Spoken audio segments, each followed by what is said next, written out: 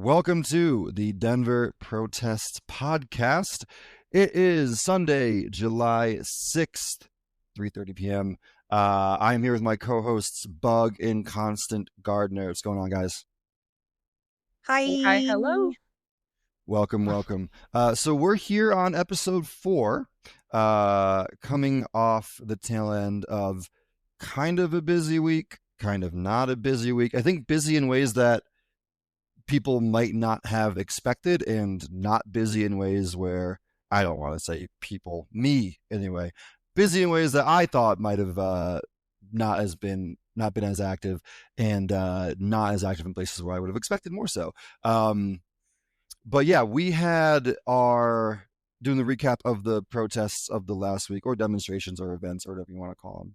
I think the biggest one was the July 4th. What are we calling that? I know we were just talking about that. The July 4th nighttime demonstration. I don't think you had an official name. Autonomous, non-organizer, but organized, no freedom for colonizers, flag burning, extravaganza, eleganza. I love it. Death to America party. The Death to America party. Yeah, that's that. Yeah, that would have been a badass fucking name. Oh my god. I know. It would have really pissed the libs off too. So that might have been a missed opportunity. I will say, if any of the organizers or want to contact us and be like, it was called this, we would deeply appreciate that. Yeah. But we're always open to corrections and more information, all of that. We're just trying to get our first comment on Spotify. That's really what we're trying to do at this point. Yes. But so I actually went down to this. I missed the march just because couldn't get my shit together to get out there on time. But by the time I got down there, so the weird thing was, and it sounds like everybody knows about this fucking band besides me, is Zed's Dead was playing at Civic Center, doing like this massive EDM show.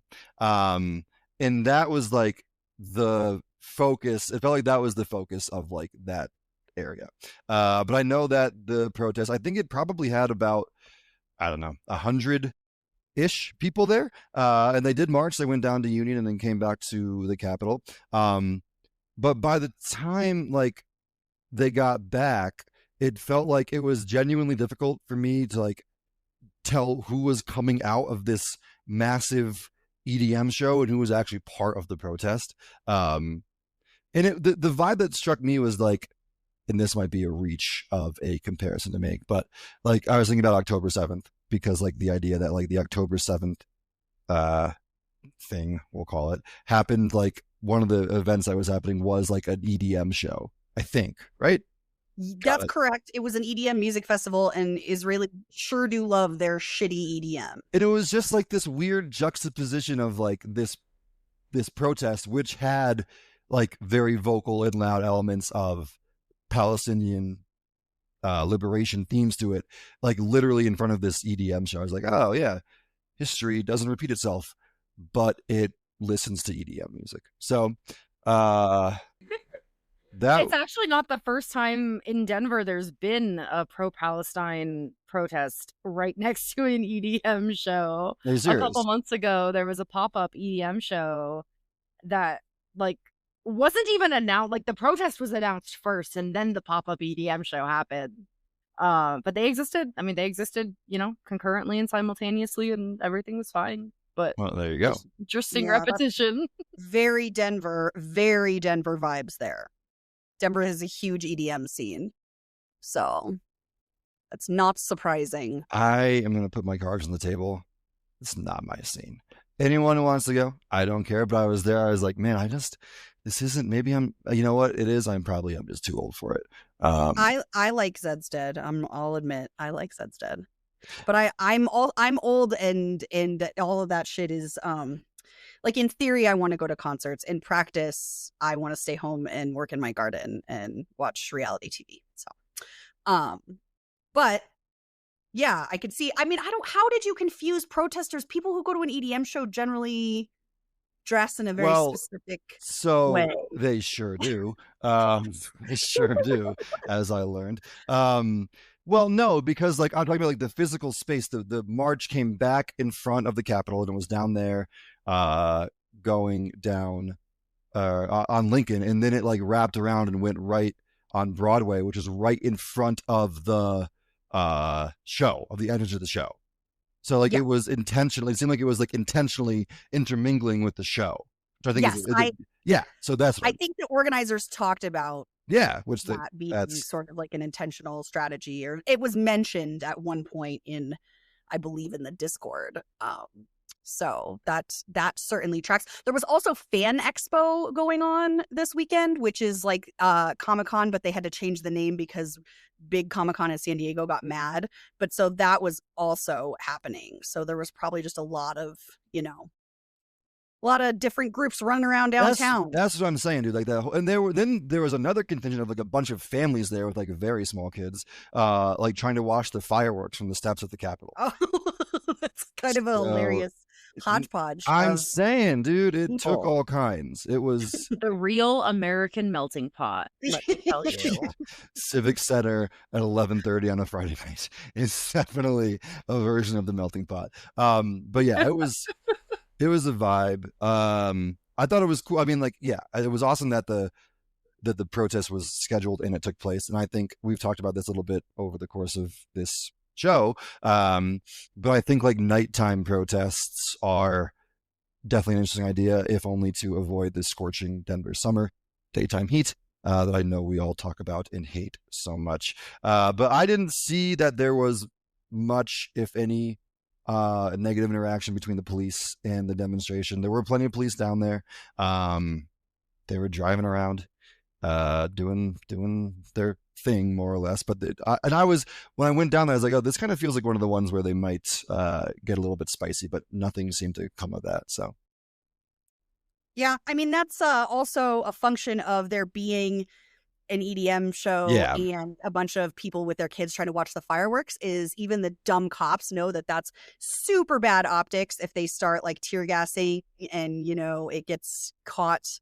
A bunch of little kids get inadvertently tear gas while they're trying to watch fireworks. That's I mean that's pretty quintessential America, but I think the DPD, I would venture to say, maybe knows better between Fan Expo and the concert and the kids.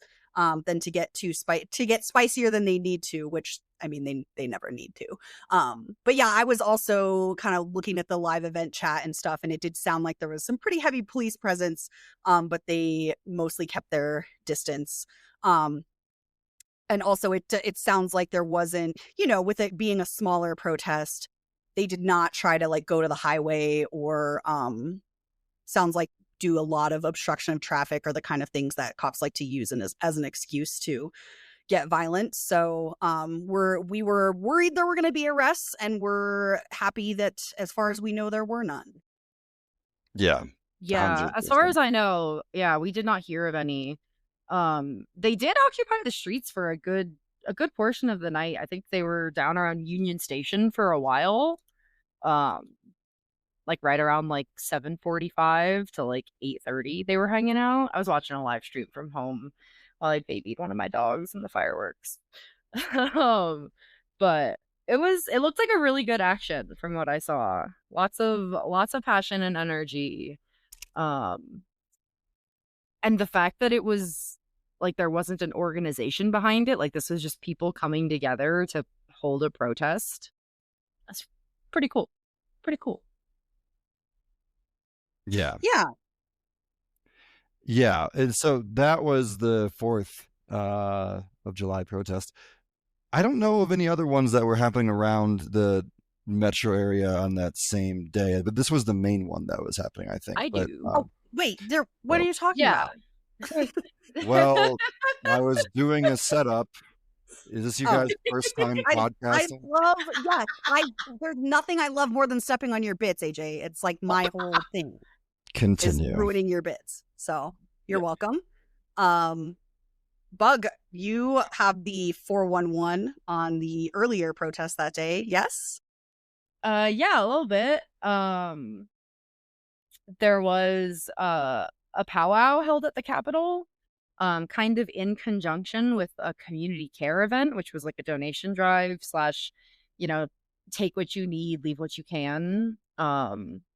And that was the powwow was ran by Rise and Represent, which is an up and coming organization here that focuses on Indigenous rights and liberation.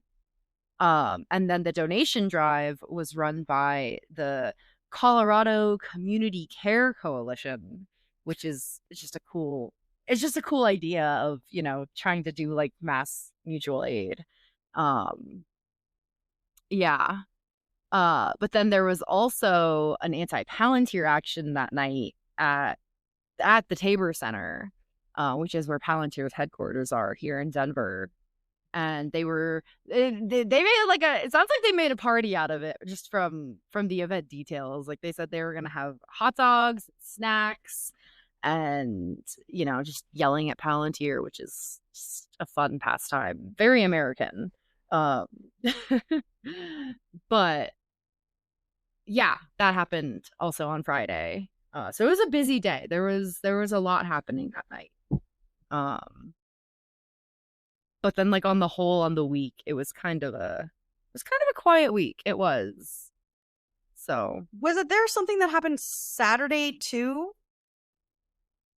Did I get that wrong? Wasn't there some there was some sort of like last minute that's how much I've kind of forgot about it. No, I know. We're not I feel like I'm not as dialed in this week as I normally would be. But there was something. It was a reaction to the budget bill getting passed by in the House. It was an anti the big bad bill. Yeah. And it was a kind of a last minute action. They literally announced it on Friday and then it was supposed to be on Saturday afternoon.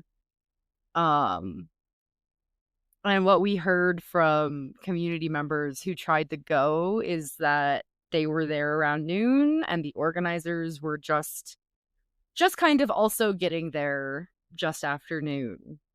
And I don't think it had a great turnout, which is kind of honestly isn't that like unexpected from a last minute emergency action on a holiday weekend in the middle of the summer when it's just really fucking hot. Right. So, yeah, I mean, I think I saw some discussion just about like lower attendance for these couple of protests. And I think it is important to remember that, there are the less lead time you give before a protest, usually your turnout is gonna be lower. And that, people, this like pisses people off, but it's just reality that like weather absolutely plays a role in your turnout.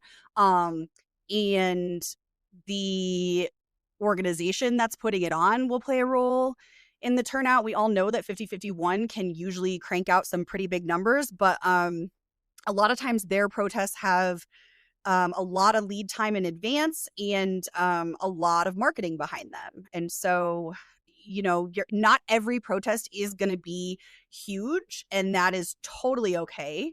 But yeah, I personally don't organize protests.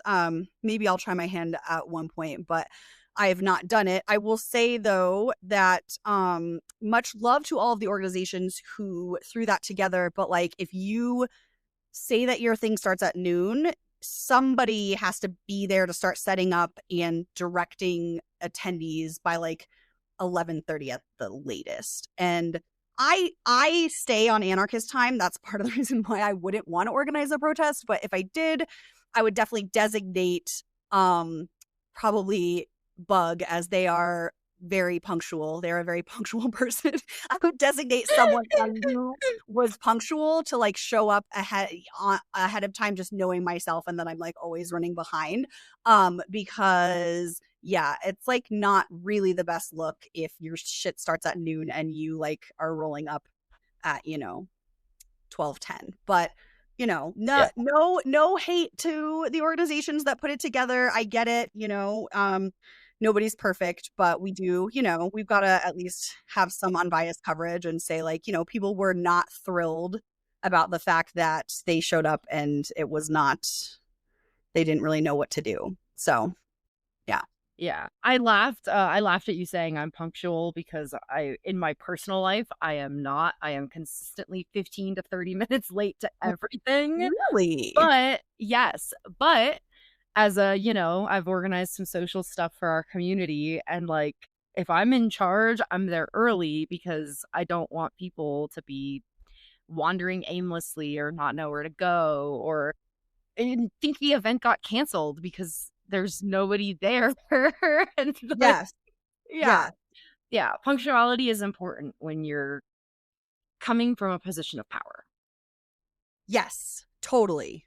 That's just funny because I think of you. I'm like, yeah, because when you've organized our picnics and stuff, you have typically shown up like very early, which is good. Super early. Yeah, which is good. Like that is what you should do. But like, yeah, you just have to know yourself and know who in your org is the punctual one, and hopefully you have someone who is, because it could never be me. So, yeah. Yeah.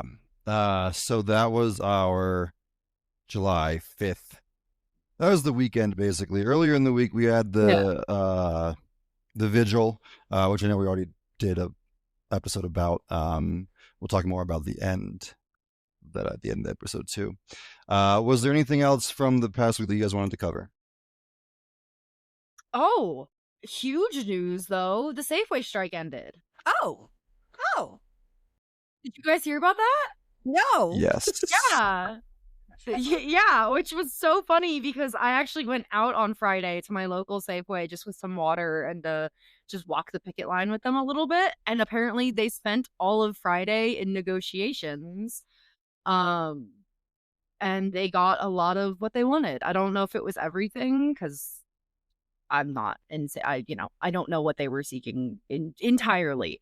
But I saw that they got like funding for their health care and funding for their pensions, promises for wage increases, and that's awesome. Yeah, there were a couple other things, but yeah. So yeah, very good news on that front. But yeah, I know DSA did a couple rallies for them, and they even did an ice cream social combined with a rally in conjunction with the union all the Safeway employees are a part of, or not all the Safeway employees, but all the unionized employees are a part of. Yeah, that was super cute. They did strikes and scoops out at the Safeway at Colfax and Garrison. I did not attend because I had to work, but we love that kind of stuff. It's like little things like that. It does make a difference. It helps morale and it helps build community, and it's great. So yay, ice cream. Yeah. I know the workers at the store that we went to join were very grateful to have community there with them. We love that. That's awesome. Yeah. I think that wraps up pretty much everything that we know about for this past week, though. Awesome. Yeah, congratulations to all of the striking workers, and shout out to them for getting what sounds like you were saying, a lot of what they were after. So proof once again that if there's actually going to be change, a lot of it is going to start with things like organized labor actions. So shout out to them and everybody involved in that strike. We're talking about wrecking this week as our wrecking. I came in like a wrecking ball. Okay, that's it. I won't sing again. I think that we should put that behind the paywall. The hypothetical paywall. Yeah, once we get Mexico to pay for the paywall, is when we'll put that behind it. It's a good one. But yeah, so wrecking. Take us away, CG, if you want to. Okay, so we're talking about wrecking, which when I brought up wreckers in private conversations with AJ in the past, they have taken a little bit of a, like Soviet style wreckers, more of a literal definition, literal. Correct. The word you're looking Okay, for is correct. So my point being that wrecking is a term that I use pretty broadly, and I would say that it's not something that's always done intentionally. So it's I like to talk about feds a lot, obviously. There are feds among us for all those. There are feds everywhere for those with eyes to see. That's the quote. But the thing about the feds is that there are kind of three broad categories of them. The first one is going to be like your agents. So that's, people that are employed by an alphabet agency, that are like full-time agents that have, been to training and all of that shit. Then you have your informants, which are like paid snitches, people that are, within the movement or paid to infiltrate the movement. That would be like your Mickey Windecker, who was our main informant here in Denver in 2020. If you have not listened to the Alphabet Boys podcast, you must do so. I demand that you do so. Please, please, please listen to it. Season 1, all of it. It is essential listening for anybody who is involved in activist movements, but particularly here in Denver, because I lived through it and shit was wild. We'll do more on that later. But so that's your second type of fed, is your paid informant. And then your third type of fed is what I like to call your pro bono fed. So these can either be people who are sort of intentionally doing the work of the feds of destroying movements and infiltrating them, and they're not getting paid. But a lot of times pro bono feds are just what we like to call useful idiots. So people who either just have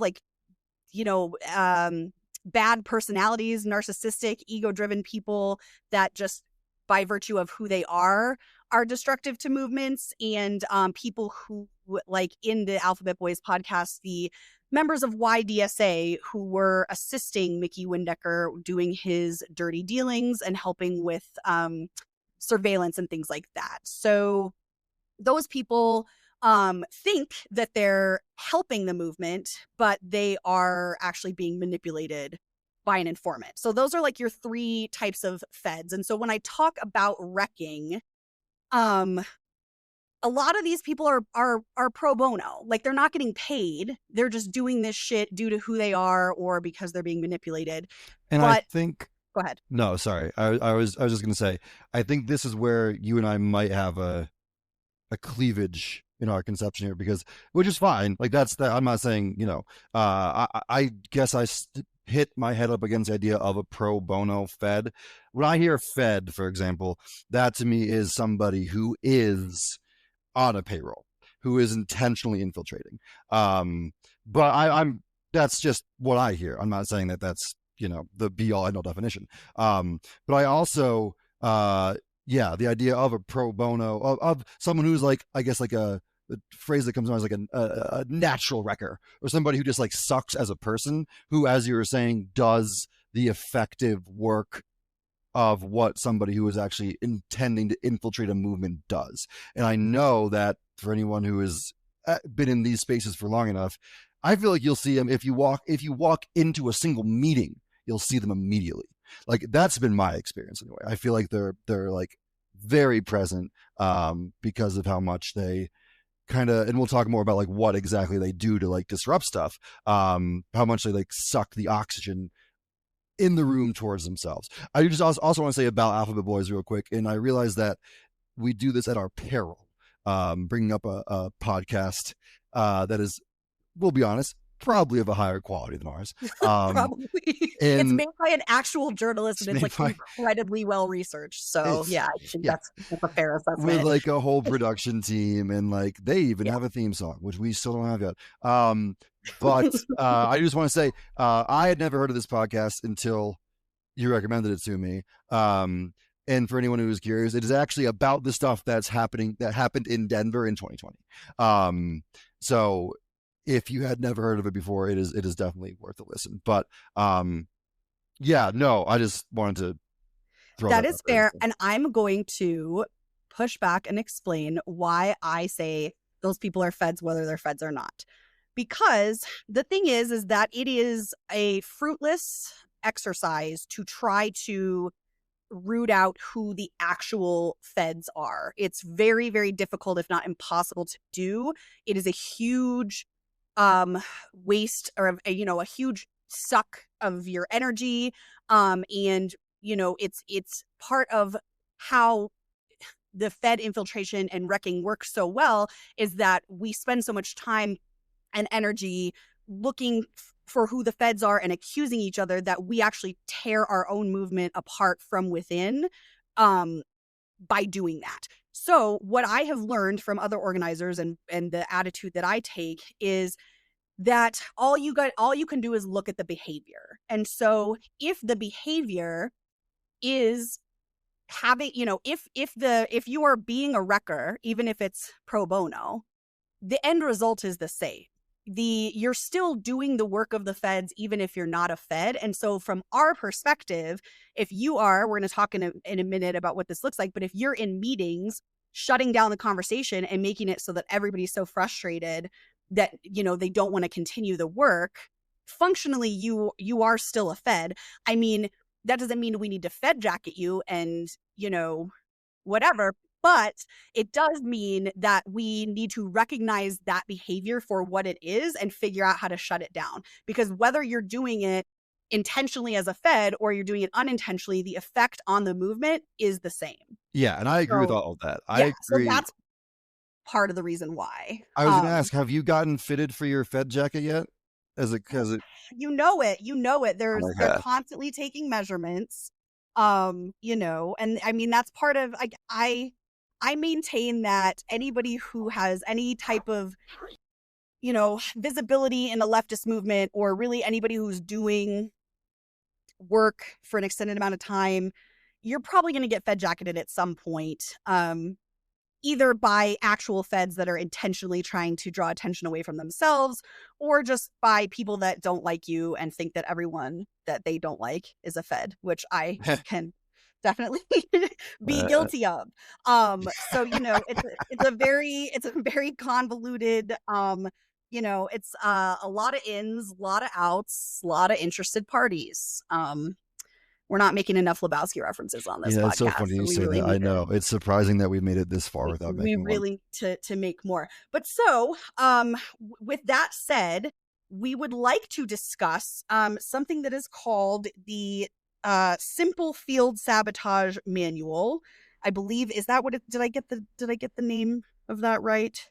Simple Sabotage Field Manual. I always get the words. Okay. So it's a document that was put out by the CIA about how to sabotage in the field. Yes, Sorry. How to sabotage an organization's productivity is what it is. And so it's like a 20-page PDF. You can find it online. We will link it in the show notes. And a lot of it has to do with like what you can do as an employee to fuck up production at your work. AJ, do you want to talk a little bit about Soviet wreckers?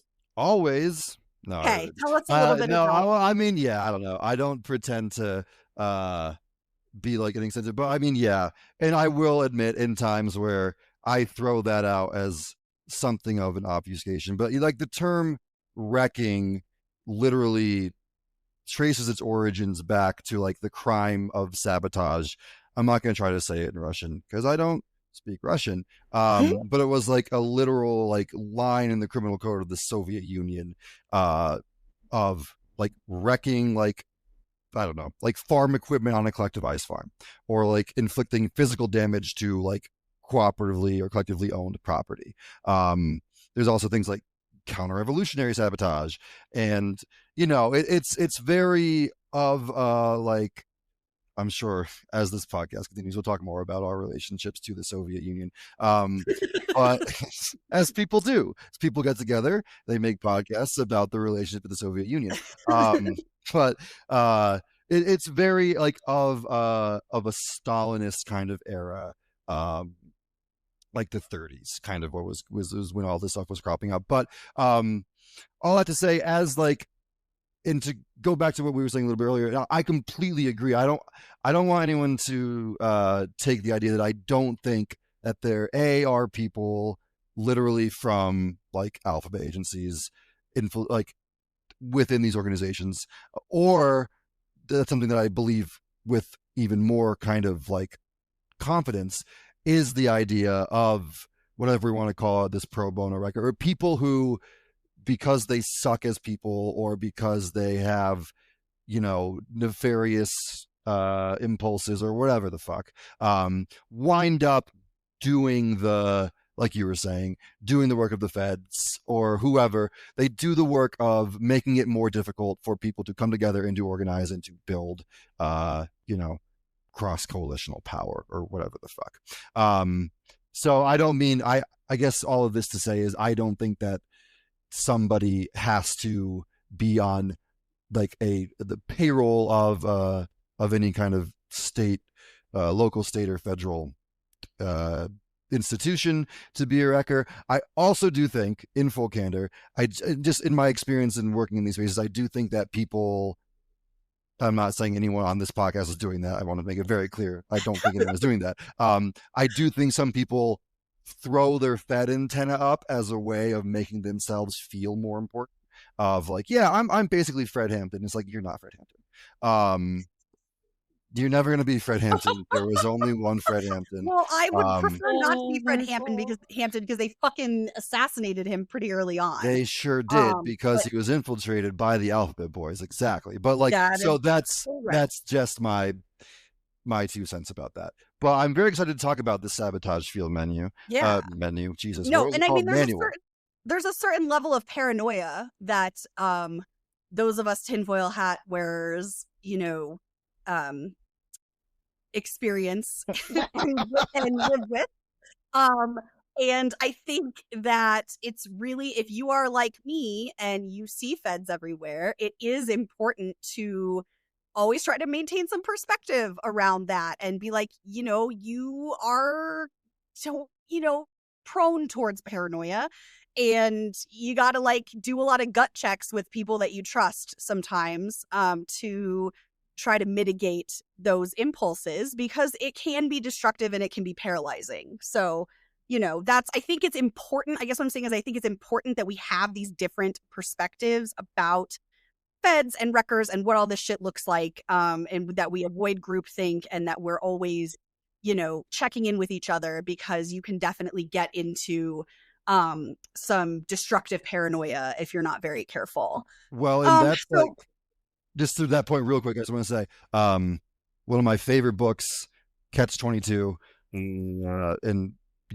they say there, Joseph Heller says, it's not paranoid if they're actually out to get you, which again makes me sound like everybody's a Fed guy, but it just made me think of that quote. Also, I think we'll get to this, and I know everyone knows this, but like instilling that level of suspicion, that level of like hypervigilance, is part of the wrecking process, right? Absolutely. It's like, yeah. So yes, that's part of the point of the wrecking process, is making us so paranoid and suspicious of each other that we can't organize because we're paralyzed in fear. So we have to constantly strive for that balance of, being vigilant and looking out for wrecker behavior, thinking about how we're going to organize around it, but being committed to organizing around it and not letting it stop us from collaborating with each other, and from trusting each other in, maybe cautious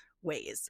But yeah, let's get into it. Let's read. So there's this whole, it's a 20-page PDF from the CIA about how to sabotage organizations. But there's one particular little section here, Section 11, that I think is very relevant for organizing spaces, both online and in person. So we want to read these suggestions for you guys and talk about it a little bit. So it's called General Interference with Organizations and Production. Great name. They're so good at naming stuff, the Alphabet Boys. So should I just read out the whole list here and then we'll talk about it, or how do we want to do that?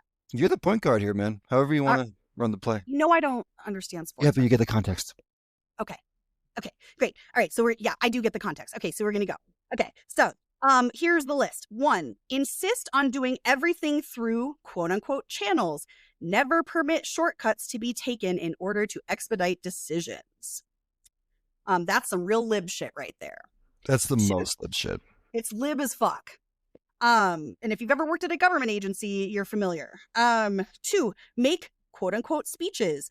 Talk as frequently as possible and at great length. Illustrate your points by long anecdotes and accounts of personal experiences. Never hesitate to make a few appropriate quote unquote patriotic comments. 3, when possible, refer all matters to committees for further study and consideration. Attempt to make the committees as large as possible, never less than 5. 4, bring up irrelevant issues as frequently as possible. 5, haggle over precise wordings of communications, minutes, resolutions. 6, refer back to matters decided upon at the last meeting and attempt to reopen the question of the advisability of that decision. 7, advocate quote unquote caution, be quote unquote reasonable, and urge your fellow conferees to be reasonable and avoid haste, which might result in embarrassments or difficulties later on. 8, be worried about the propriety of any decision. Raise the question of whether such action as is contemplated lies within the jurisdiction of the group or whether it might conflict with the policy of some higher echelon. So that's the list.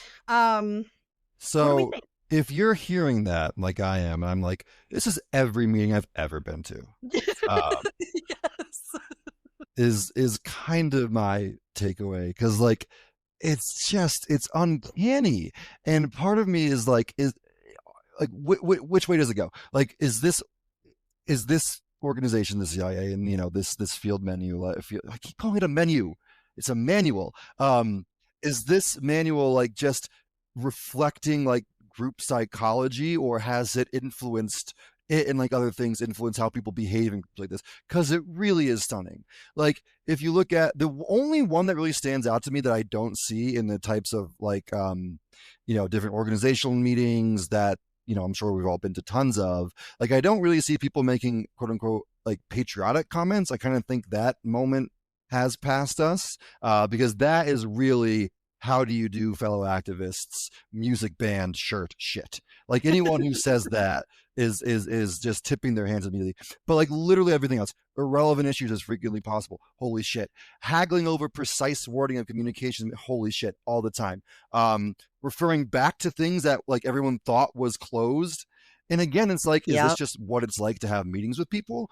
Or is it just, I think it is on one level just what it's like to meet people, but it's also like an intentional tactic to delay and to defer and to make all of this shit just throw fucking so much sand in the gears that it makes everyone want to rip their fucking hair out.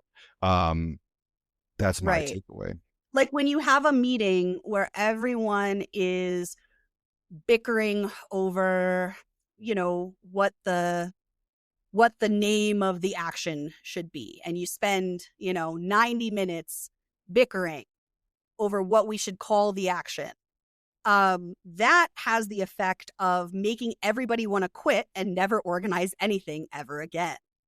And it's serious. It makes people quit. It makes people quit groups. It makes people quit organizations. It's, it's a big problem. And I think that's a really great question, is like, I think the answer to both of those is yes. Yes, it is absolutely just exploiting normal human psychology and group dynamics. And I suspect that it is, has made its way into, like, having worked for a municipal government agency, this is literally just how things run. Everything has to go to a goddamn committee where it will die and never be, talked about again.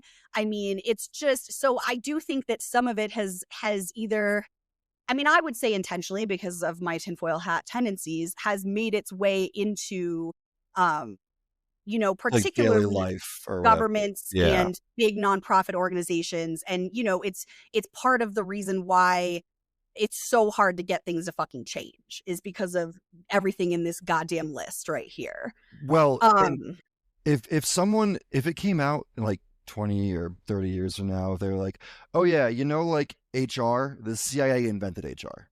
Like, I'd be like, they so fucking did. This is all like the most HR brain nonsense. It makes me want to take a fucking cheese grater to my skin. Like, I can't. Yeah. I fucking Yes. can't. Like, well, I think one of my favorite is like, attempt to make the committee as large as possible, never less than 5. It's like that they have a number is so goddamn funny and so goddamn fucked up. Because like, yeah, I think about like literally every meeting I've been in, very nearly every meeting I've been in, either in a professional context or in an organizing, whatever that word has a lot of latitude and connotations, but like, you know what I'm talking about. Like it all just rings so familiar and it's so true. And yeah, it's like how we learned about like MK Ultra like 20 years after it was happening. If in 2045 they were like, the CIA invented the concept of the employee handbook, I'd be like, motherfuckers.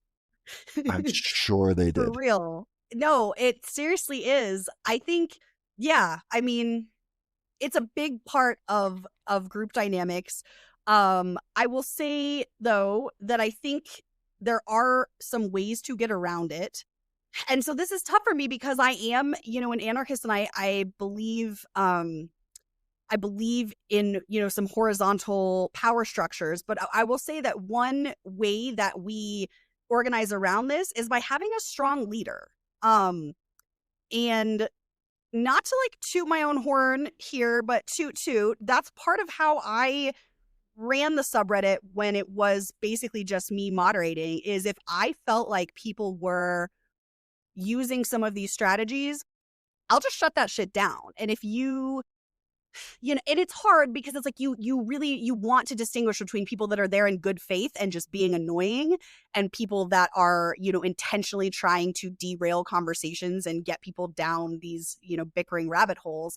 But I think having a strong leader that can be like, nope, we made the decision and we're moving the fuck on. I think that is one way that you get around it, which again is in conflict with some of my anarchist values. And also, I talk a lot of shit. I'm in DSA. One of my main gripes about DSA is the fact that we use Robert's rules in some of our meetings in order to like make decisions and vote on things and move business along. And Robert's rules can definitely be weaponized. So if you're not familiar, Robert's rules is like the shit where it's like, I'd like to make a motion to vote on this. And then you have to wait for somebody to second the motion. And it's like you vote to vote. And then, point of order. And it's like direct response to that. Exactly. Yeah. It's annoying and tedious as shit. And it can definitely be weaponized to shut down discussion. But it can also be used for good to shut down discussion when it's like, yes, if you're using Robert's rules, it's like, if we already voted on that shit, no, you're not going to bring it up and be like, I know we voted on this shit last meeting, but we should go, we should, get back into the weeds about it. It's like, no, we already voted on that. We decided we're moving the fuck along. So even though I hate Robert's rules, I think if you have strong leaders who know how to use them, that can help and it doesn't have to be Robert's rules, but some sort of group norms around like, once a decision is made, then we're done talking about it kind of thing. I think is pretty important. Yeah. I think that, about the Robert's rules thing, like I'm not even like, the times that I've interacted with it the most, although not all, has been like through DSA meetings. And I totally get why they do it. And I think that it is probably, like you were saying, the issues that I've ever seen with it. And like we make jokes about like, point of personal privilege or whatever it's called, point of privilege. Like there's stuff in there that is can be a little bit, especially for somebody like, when I first started attending those meetings, I was like, what the heck is this stuff? But yeah, I think you're right that when it gets like, it can be weaponized by people who know how to use it. And if they're using it for bad things rather than good things, that can be challenging. But I I'll come out. I think that there is a lot of utility in that when it's being used to, like you were saying, stop people from more or less like doing some of this wrecker shit that we were talking about. Right. But and even if they're not wrecking, it's like there just has to be a point where we stop talking about the thing and make a fucking decision, you know? And I think that is definitely human nature to want to talk things out beyond the point where it serves a purpose and where we're just kind of going in circles. And so when you're at a meeting, it's really crucial that you at least, even if the person is not necessarily an authority figure, you've got someone who is a facilitator that is comfortable, you know, calling it and saying, all right, let's move it along. So I think an important takeaway, if you're a listener, an important takeaway from this is, you know, reread over the 8 points from the sabotage field manual, whatever it is, we'll link it. And when you start to, if you're ever in a meeting or in a group and you're having a contentious discussion and you start to feel like this is so fucking terrible, I just don't want to do this shit anymore. Anytime you have that feeling, I think it's time to zoom out a little bit, take a larger perspective and ask yourself, what could be going on here? It could just be as simple as people who don't agree with each other that are kind of spinning their wheels. Sometimes it's that. And this is not to say like, oh, it's not normal to feel frustrated and want to quit. But I've just noticed that when people are engaging in our community, when people start engaging in what I consider to be wrecker behavior, it does have the effect of making people throw their hands up and just say they don't want any part of it. Oh yeah, we've literally seen that happen. Like people like saying those exact words. Yes, that they want to leave. Yeah, they don't want to be a part of it. It's like one of the most frustrating things from my perspective to see when that happens, and I totally get it. Like I totally get it. I do not begrudge anyone for like coming into you know, community that is like just rife with like not only like infighting, because I think like we all agree that there's like levels of like disagreement and productive conversations that are necessary and good and healthy, but just like shit that is just like, I can't think of a more delicate word for it besides like high school bullshit, like interpersonal nonsense. And yeah, but the idea that people do that or they come in, they see that as like, I don't want any part of this. It's like, yeah, man, fucking no one does. Like we hear you on that. So in the idea that is like one of the, and again, like this sabotage field menu, one thing that jumps out to me is like illustrating your points by long anecdotes and accounts of personal experiences. Like, doesn't that just ring so true? Right. There's one of those in every group. I don't care where you are. If you're in a meeting, if you're in a college class, or if you're in a fucking craft club, there's always one asshole that's like, let me tell a very long and totally unrelated personal anecdote for the next 5 to 10 minutes while everyone, you know, wishes for death. And that's, I feel like, you know, there's no way, you know, people aren't always wrecking, you know, it's not really wrecker behavior in your college class. That's just people being annoying as shit. But yeah, Bug, did you want to say anything? I feel like we've been yapping a lot, and you had a lot of time. You're fine. I'm learning. I'm listening. You're listening. You're learning. I'm vibing. You're vibing. Yeah. Also, just like a lot of that was ringing fucking true for my experiences with organizing. Like, oh, it hurts. It hurts how close to home that hits. For sure. I think there's a lot to learn for a lot of people here. Yeah, and I also think it's important, I'm just going to say this, without naming any names, we all know people who are constantly at the center of some type of conflict, you know? And I have been one of those people, and part of it is because I'm outspoken and have big opinions, and that's part of my personality, but sometimes it's because I'm being a problematic pain in the ass. So there's like some level of, you know, accountability and self-reflection that needs to happen. Like if you are always having quote unquote drama with people, there's a common denominator there, bud, and it's you.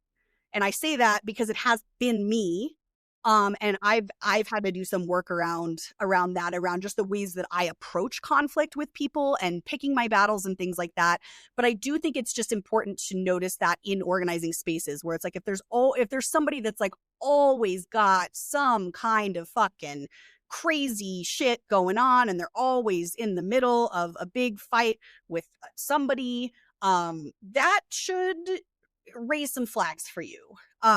Just in terms of like, is that somebody that you want to organize with? Is that, are there contributions, a net positive or a net negative? And like, what is it doing to the movement as a whole? I think these are important questions to ask ourselves, because I don't like dismissing conflict as infighting. I think we do have a tendency to do that, because infighting is a problem on the left, but also we have strong opinions. That's okay. We just have to learn how to work have through productive conflict. Conversations about it. Yes, and how to be productive about it, and how when to agree to disagree, and we're not going to be 100% ideologically aligned with everybody that we organize with all the time, and we don't need to be. We have to be able to accept ideological differences. Yeah. But yeah, I think, there is a difference between infighting and healthy conflict. And I also think that learning how to move through conflict in a healthy and productive way is the antidote for wrecker behavior. If we learn how to do that, it really is going to bulletproof us to a lot of this type of shit that, they try to do. So yeah. Well, and I think that's one thing that I've found that has been helpful in my experiences, and I hate this phrase, but in these types of spaces, is getting to know people and developing interpersonal trust with them. Totally goes such a long way, because then when somebody is popping up to do this wrecker behavior, you have someone that you know them personally, their background, whatever, the amount to which you want to extend trust to people. I think your mileage may vary with that, but if you do have some kind of baseline level of people within an organization that you do trust, that you do know are acting in good faith, that can make it a lot. You can start to form a bulwark against this kind of stuff, derailing organizations or derailing movements, or again, sucking all of the oxygen out of the room. Absolutely. Yeah. So I think that goes a long way. And just to, there are real life consequences of this. This is not just kind of lunchroom, hot goss type bullshit. There are serious consequences to this type of behavior beyond just derailing or putting up obstacles towards organizing. I've been reading about strike breakers, for example, that, to bring it back to Colorado, with the Colorado coalfield wars, huge infiltration by professional strike breakers.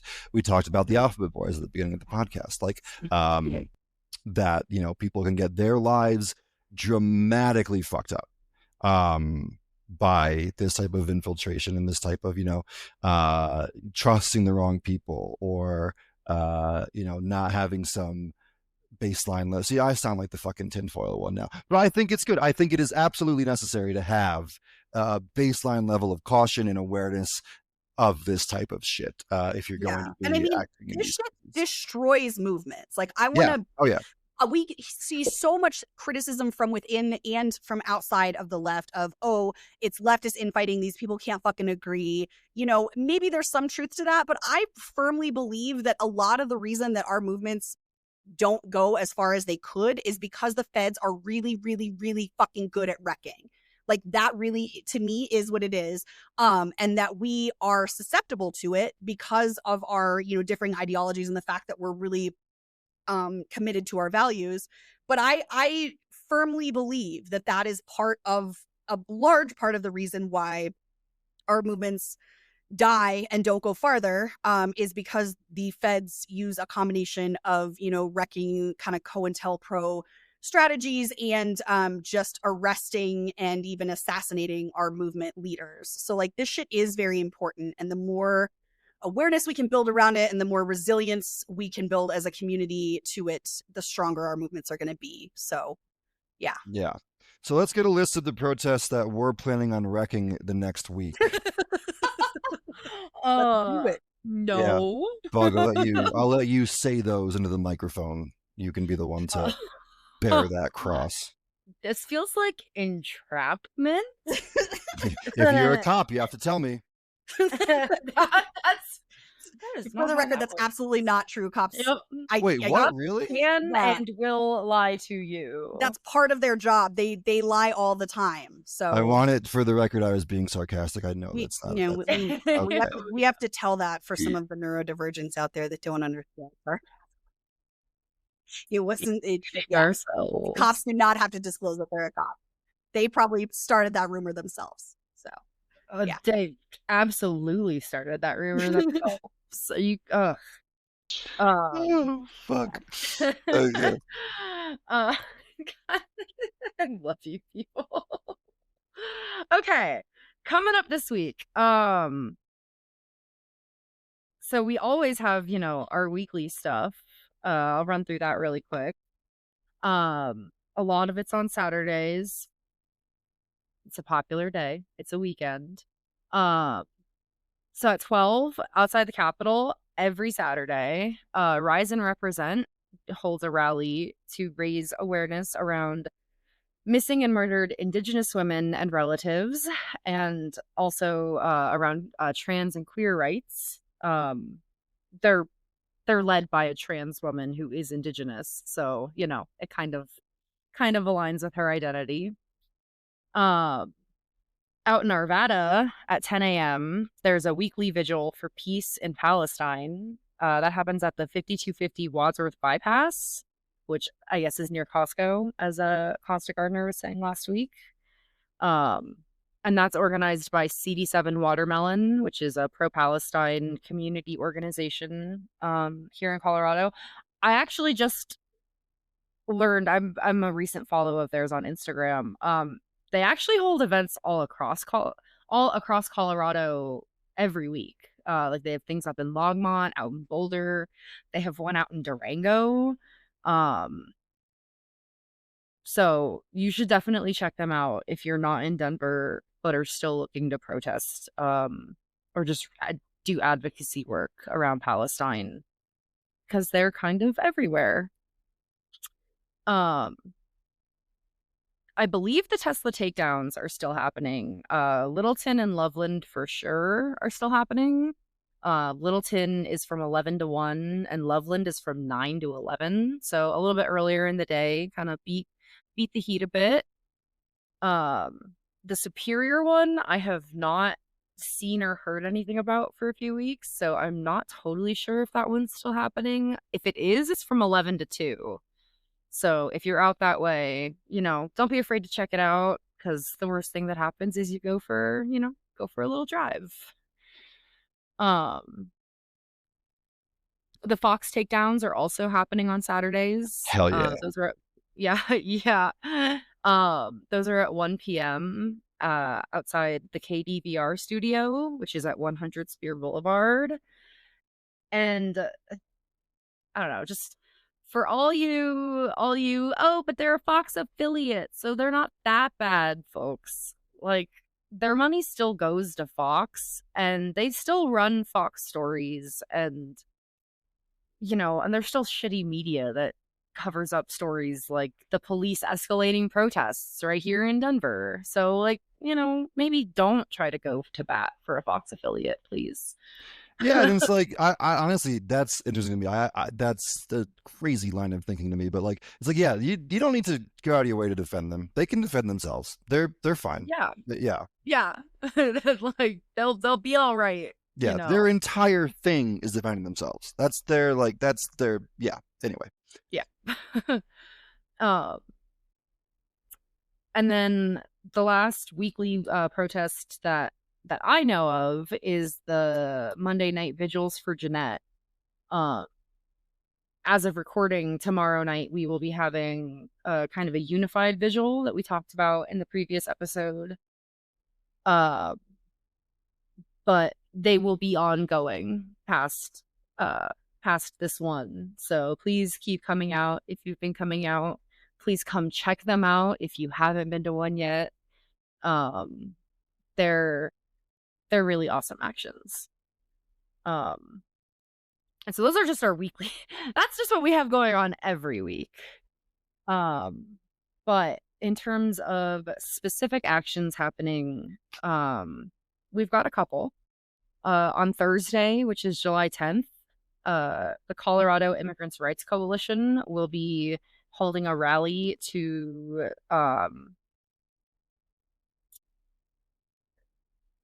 basically the main demand is just like, get ICE the fuck out of our state. Like, we don't want ICE here.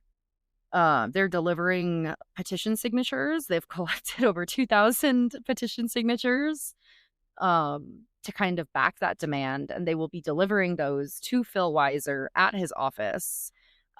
This is happening at 1300 Broadway down in Denver at 11 a.m. this Thursday.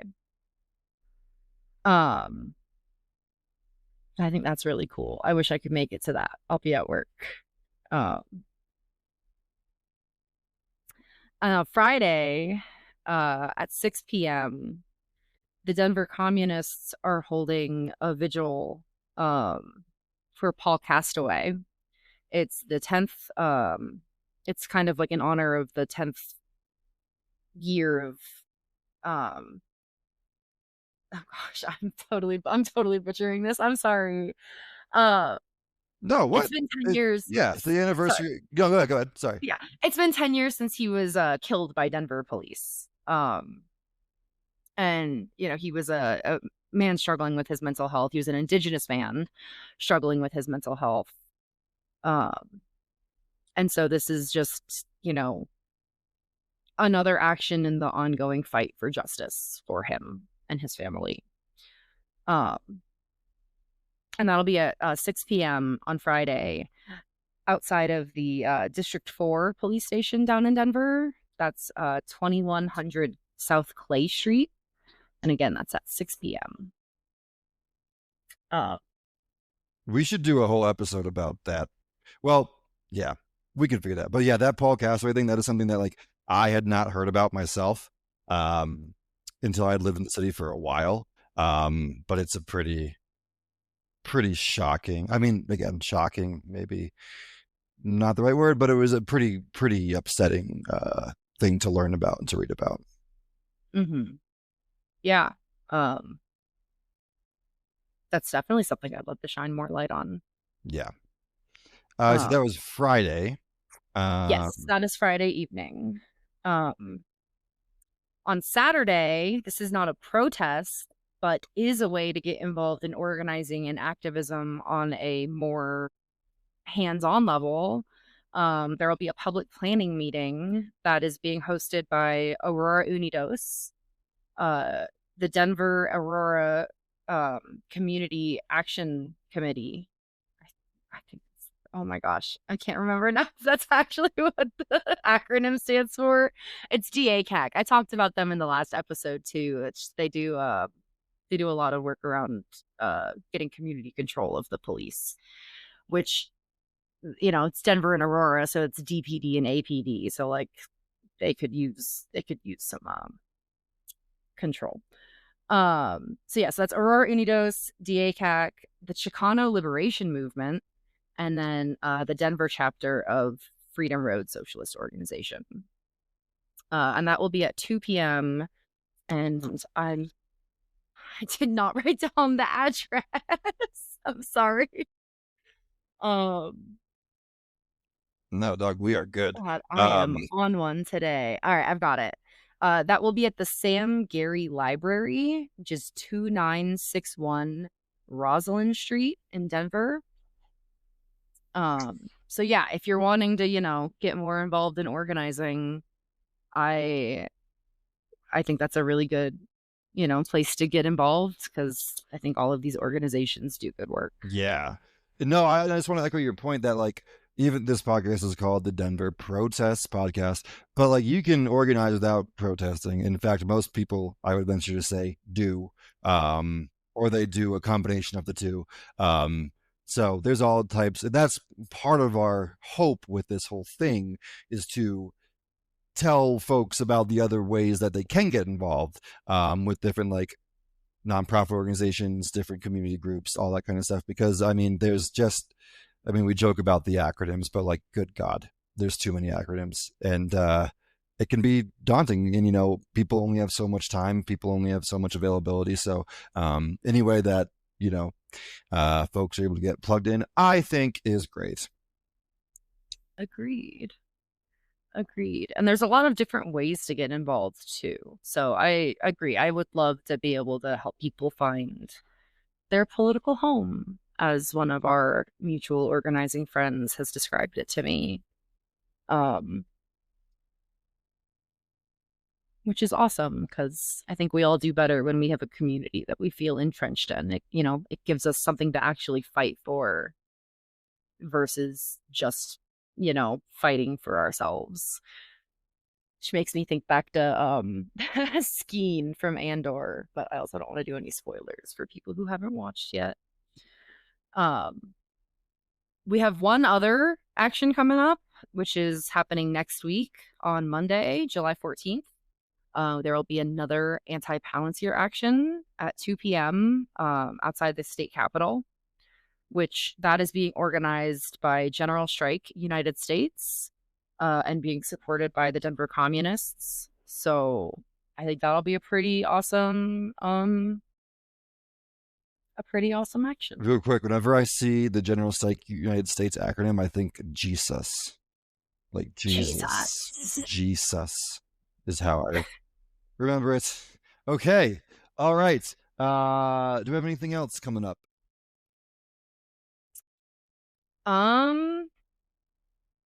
As far as I know, no.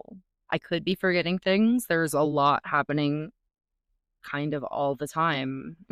So, well, people can always go to the Denver Protest subreddit or the Discord or Instagram or Threads or Blue Sky. Is that all of them?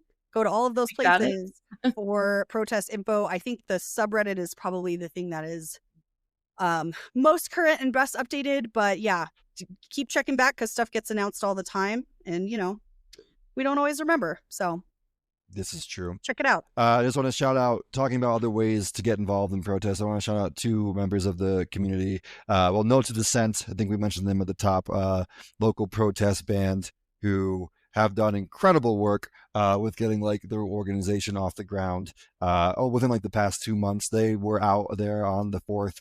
And if you are someone who plays a musical instrument who wants to get involved, I'm sure they would be absolutely thrilled to have you. And pretty sure they have like different kind of subgroups who practice not just in Denver but all around. So I wanted to shout them out. I also want to shout out YouTube channel The Quiet Part. Does really great live coverage of the demonstrations as they're happening, as well as longer form content as well.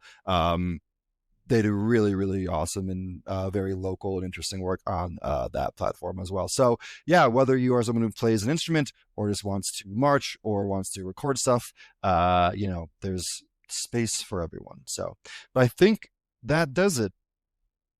Yes? How are we feeling? That's all I've got. That's a wrap. That's a wrap. Well, get out there in those streets, organize, look out for the wreckers and the feds among you. And we'll see you next week. Bye-bye. Bye. Bye.